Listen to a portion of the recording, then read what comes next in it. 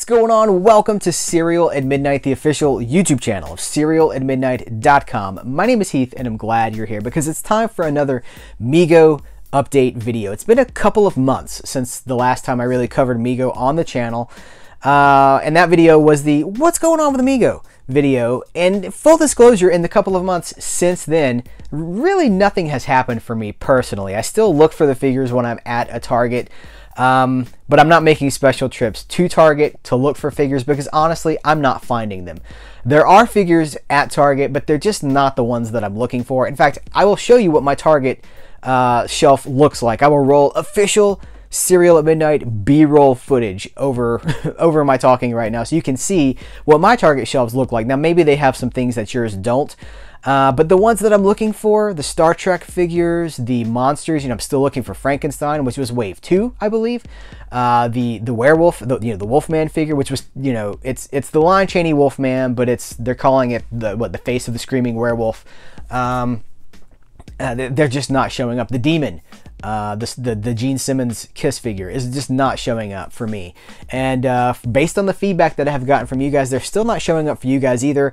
I could order them online. Yes, there's so many horror stories of people who have ordered from Target.com and the figures come completely crushed, or two left hands in the package. You get two left hands, or the eyes are crossed or something like that, because quality control just doesn't seem to be super consistent on this line. So I don't want to order my toys online anyway, really. I kind of want to find them. I like to look for my toys out. Like, that's the appeal of it for me. So, I'm not really seeing what I'm looking for, and it's been kind of quiet, and I'd honestly just kind of pushed it to the back. It's something that I'm still kind of interested in, but I've almost given up on it because they're not there. But then the last week or so, the news just really started to pick up, and I'm seeing all these images of a wave 4. There's news coming out about it not being Target exclusive anymore, and then I'm starting to get emails from you guys. Hey, have you seen this about Mego? Are you going to talk any more about Mego? So the time is here. And with all that being said, I do have some images that we'll talk about. I'll talk about some of these figures and show them to you. I don't know what exactly wave 4 will consist of. I think the official date for wave 4 is like March. And I think maybe wave 4 is still part of the Target exclusive, but I'm not sure. I do know that moving into 2019, Target's exclusive expires, and Mego is going wide. They're going wholesale, which basically means that anybody who wants to buy Mego and put them in their stores can do so. So that's exciting, and it kind of takes the pressure off of the Target situation for me, because while I'm frustrated that I can't find some of these figures, it gives me the hope that, well, maybe when they're not Target exclusive anymore, I'll be able to find them a little bit later. We'll see, and time will tell, but just moving into what I've seen so far, I know there's a Farrah Fawcett figure going around, and I tried to find like a picture of this figure to show you guys, but the only one that I found was from the Mego Museum site, and I don't want to take their photo, so I will just refer you to Mego Museum if you want to see the Farrah Fawcett figure. It's interesting that the Charlie's Angels Farrah Fawcett figure doesn't really look like Farrah Fawcett to me, but they've gone all out on the official Farrah Fawcett Mego figure, which is patterned after that famous poster. I think it's one of the best-selling posters of all time, if not the best-selling poster of all time. Don't quote me, but I know it's a very famous poster from the 70s. There's a Joe Namath Mego figure, not 14-inch, an 8-inch Joe Namath that's going around. And I will say, the package on these new ones, especially those two, they're just fantastic. They really catch the eye. They've got a lot of shelf appeal, or web page appeal, I guess. Then, okay, so there's an Elvis, and I like the idea of an Elvis Mego, but he's wearing the jumpsuit. It's like a 1970, 1971 kind of an Elvis figure, but the likeness is just not there. And frankly, to me, it looks like Kurt Russell. So Kurt Russell played Elvis multiple times.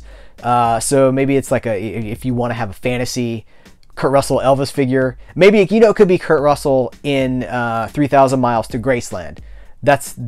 We can pretend that that's what it is. So I love the idea of an Elvis Mego, but seeing it, I'm like, oh, that does not really look like Elvis. Elvis is more than sideburns and a jumpsuit. Like, there has to be, the unique facial structure there. On the same note, there's a Marilyn Monroe figure that I've seen, and again, I love the idea of a Marilyn Monroe figure. I love classic cinema. This is, Cereal at Midnight mostly talks about older movies and things like that. Retro pop culture. Look at the face on this Marilyn Monroe figure. such a missed opportunity. I don't. It's so disappointing to me. On the other end of the spectrum, there's a Bruce Lee figure coming out that I think looks fantastic. And again, the packaging for this Bruce Lee figure is excellent. There's a new Jimi Hendrix. It's kind of a re-release of they've done a Jimi Hendrix already, but they're doing another Jimi Hendrix with longer hair. You know, it's a later 60s version of Jimi Hendrix as opposed, you know, it's just different. So I like that. That gives me hope right there, because they're doing like redux versions of figures that we've already gotten that will be probably appearing outside of Target. So again, wholesale, maybe Walmart will pick these up, maybe, I don't know, GameStop, somebody like that. There's a lot of web retailers that are going to be covering these or offering these. We'll talk about that too. Impractical Jokers, two characters from well, we're not going to say actors, but performers, two on-screen personalities from Impractical Jokers. Listen, I've never watched Impractical Jokers. I'm not sure what the appeal would be of a retro action figure line for a show like Impractical Jokers, but if it's you and if you have thoughts about that, let me know in the comments below. And then there's an Andre the Giant. That's it. I saw him on Target.com, and I think it is one of the worst looking figures of the entire line. The proportions just seem wrong. I don't know how you could do like a ball and joint socket stick figure, kind of the Mego style of figure for Andre the Giant. The head looks okay, but everything else looks nothing like Andre the Giant to me. You know, kudos for trying, I guess. They took a stab in the dark and they tried to do a cool wrestling figure, but for me, like, it doesn't look good to me. And it's you're kind of seeing the trend here, right? Like, some of these are cool, but like the Elvis, the Marilyn Monroe, Impractical Jokers, the Andre the Giant, I'm just not sure why.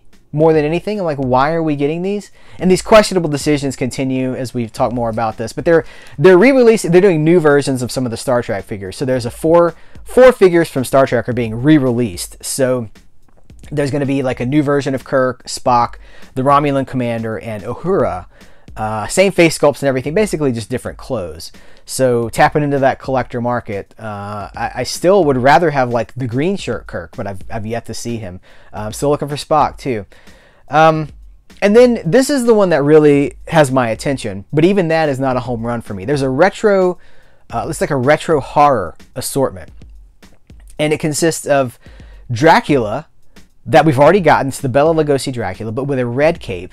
And that's interesting because Dracula in the 30s Dracula film, the Bela Lugosi Dracula film, I believe his cape was red lined. It was a red lined cape. And of course it's a black and white movie, so that doesn't translate to what we see, but in all the production stills and things behind the scenes, the costume itself was a red lined cape. So this is a more screen accurate version of Dracula than we already got. So I'm super excited about that. There's a killer Nosferatu. It's not Killer Nosferatu. There's a Nosferatu figure that looks killer to me.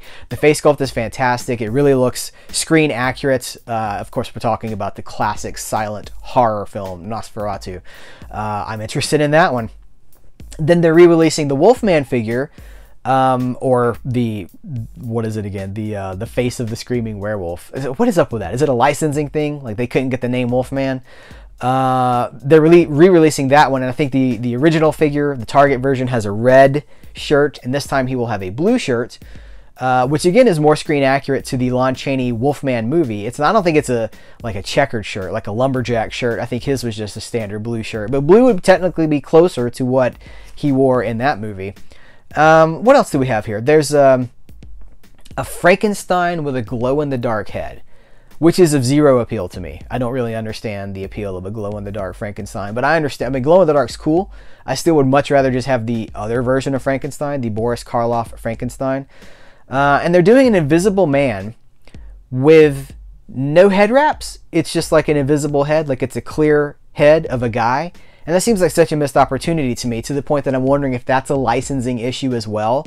Like they couldn't get access to the license of like the wrapped up guy, the bandages on the face, or the gauze, whatever that was that he was wrapped in. So they're just not doing that, and then they're doing clear see-through plastic. I don't understand that decision. The iconic image of the Invisible Man is with the wraps and then the goggles, like the dark goggles on the eyes. So again, again, seems kind of like a missed opportunity, not a home run. But I will tell you what is a home run for me, at least, is this Freddy Krueger figure. This seems like a cool fit for Mego. I know there are plenty of Freddy Krueger figures out there. You know, there's all the NECA stuff, and those look great. But for, you know, like a $14, $15 price point, I think this Freddy looks fantastic. And they clearly did get the Robert Englund likeness rights, because it looks great.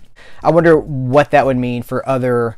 Could we get a Freddy, not a Freddy, could we get a Jason figure down the line? I'd be super interested in that. Lots of the 80s horror icons. Could we do a Chucky? I mean, there's different things that I'd be very interested in seeing Mego explore, if and only if they can get likeness rights for some of these things. If you have to do a Jason without the hockey mask or something, like Friday the 13th Killer, I would not be interested in that. I want the iconic, like, that's really what I want from Mego. Mego is an iconic brand, and I want the iconic creations. So you can order these. Some of these are popping up online outside of Target. So I know there's a website called amucktime.com that is selling these.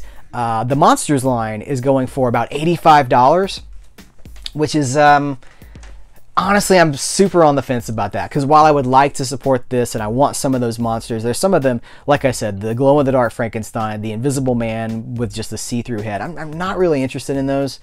But $85, you can pick those up. That does break down to what, about $14, $15 a figure. It's not super different from the Target price that we've been paying already. And I do want to thank my buddy JB, who you can find, he just started a new column at F This Movie. He writes a column every single year, and he just started a new one at F This Movie, fthismovie.net.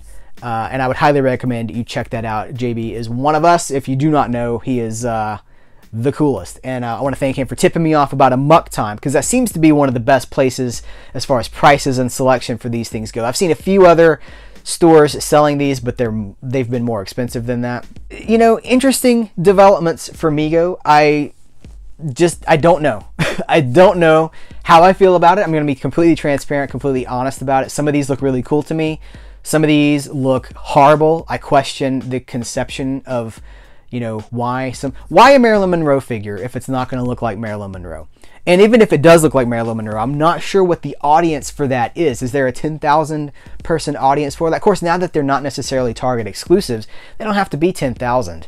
But I'm just wondering what the appeal is for some of these figures. Impractical Jokers, that's the one that really throws me.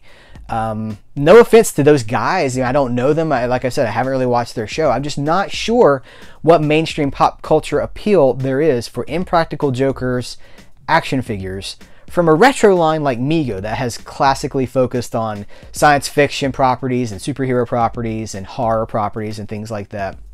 So I don't know. I'm still questioning some of the behind the scenes decisions that are being made about this line or around this line. I kind of wish that they were focusing more on genre entertainment and honing in on what they have historically specialized in. But I don't know, you know, you got to try new things. You got to take your shots and see what sticks, and maybe that's what they're trying to do. So that's really all I have for this Mego update. Which ones are you excited about? Are you still finding, I've gotten, like, most of the feedback that I've gotten about Target Mego is that it's still just wave one, swinging on the pegs. I still don't really know why that is. I'm not sure what happened to all that inventory, where it is. I suspect we'll still see it at some point. I guess some of it has gone to the website because they keep, you know, selling in, like, you got to be on that website, man. You got like 30 seconds once those things go up because people are just snatching them. They're just refreshing all the time. That's not my idea of toy collecting. You know, if it is for you, that's totally fine, and I'm not judging it. But for me, that kind of takes the fun out of toy collecting when it becomes like a quest and a lottery kind of a thing, and you're refresh. Kind of kills some of the buzz around toy collecting. I wish there were enough of these for everybody to get whatever they wanted. But maybe we're headed towards that. Maybe this wide wholesale release is a step towards that. So there are still people looking for figures out there. So if you guys would like to use the comment section for this video to kind of form a network and see, you know, if you can help each other out and send figures to each other. I know more than one person, multiple people have asked for that. And I'm totally fine with the comments being a place to take care of each other. So that's going to do it for this video. Keep me posted on what's going on with Mego in your neck of the woods. hey, if you're outside of the US, you might be getting some of these figures. Again, I don't know anything for sure, but I don't really see, if they're wholesale and they're not for Target exclusively, I see no reason why these can't be a wide release. So, guys, I do appreciate you so very much. I appreciate your time. I want to thank my Patreon supporters for making this video a possibility. And until the next time, you guys take care, and I will catch you later.